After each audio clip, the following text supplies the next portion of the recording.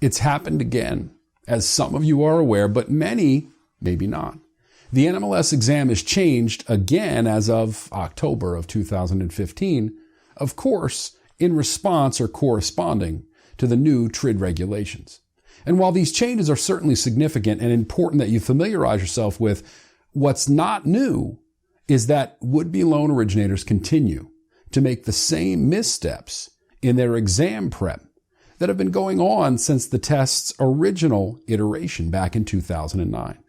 Hey everybody, it's EdTheTrainer, and coming up just around the corner, we'll take a quick peek at the 5 most common reasons that people continue to fail the NMLS loan originator exam.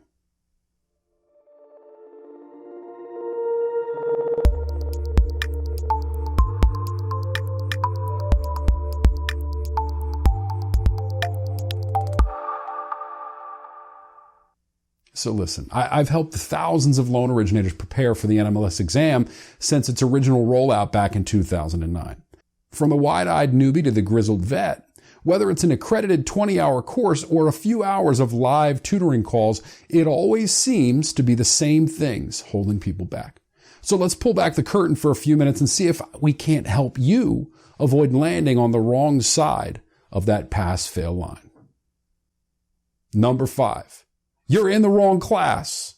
There are a lot of great pre-licensing education formats in the marketplace right now, but the biggest problem with that is that people commonly choose the cheapest, most convenient options. In other words, if you're a brand new loan originator, enrolling in a self-paced online course requiring you to read and interpret complicated laws and concepts on your own, it's probably not the best choice. Yet, it's the go-to for many up-and-coming LOs and often the recommendation of their sponsoring company. Again, generally because it is usually the cheapest and most convenient. But teaching yourself takes organization and discipline. It works for some, but be honest, are you really in that group? Take a look at all of the options. Maybe a live course or at least a webinar might be best for you. Number 4, you're studying without a plan. Often, when I ask people what they're doing or what they have done to prepare, the answer is commonly, well, I'm reading the book. Or another one that I always hear is, I'm doing lots of practice questions, Ed. Then I ask them, well, why are you or how are you organizing your study time? And usually that's when we hear crickets.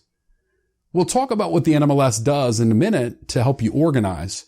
But if you're just looking at 10 to 15 pages, maybe 30 pages in the book whenever you have some spare time, or maybe your plan is to knock out 50 to 75 practice questions during lunch or after lunch or in the middle of the afternoon, it's probably not helping you a ton, especially if you're guilty of number 3. Number 3, the practice questions are making you lazy. This isn't a close race, guys, with number 2 and closely related to number 4, but we have to mention it on its own. Now, don't get me wrong. I do think that practice questions are a great study tool, but not if you're unwilling to actually turn on your brain and think them through. So many people that I've worked with over the years tell me they've taken dozens and dozens of practice exams and they say, Ed, listen, I'm consistently scoring between 80 and 90%. Okay, great. But the real question is this: do you really know the material, or are you just memorizing the questions? I mean, naturally your scores are going to improve if you're seeing the questions begin to repeat themselves. The content is key. And if you only know what the answers are, but you can't explain why, then you're setting yourself up for a major disappointment. Number 2, you're not paying attention at all to what the NMLS is telling you.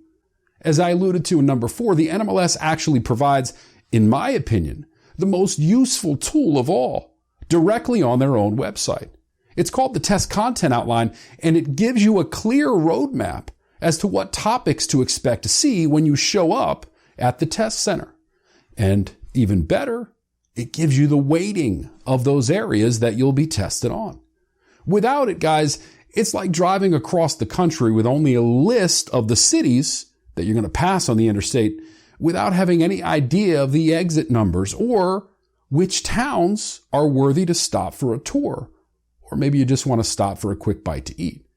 No matter the other resources at your disposal, to me, the NMLS outline is the most crucial. And many people preparing for this exam don't even know it exists. And the number one reason for failure is that you're expecting to be too perfect. Preparing for this test can be certainly overwhelming because there's so much information out there. And in many cases, it can be easy getting too consumed by those details. But the desire to be well prepared is great, but it can result in you becoming so lost in those same details that the general concepts begin to bleed together. Now, this may sound a little bit odd, but it's important to remember that you pass this test, guys, with a 75%. Now, I don't mention this to convince you not to study or not to take this exam seriously, just to say that it's okay if you don't know everything, and that maybe you should consider paying attention to what the NMLS suggests are the most important areas, as we just mentioned in number 2.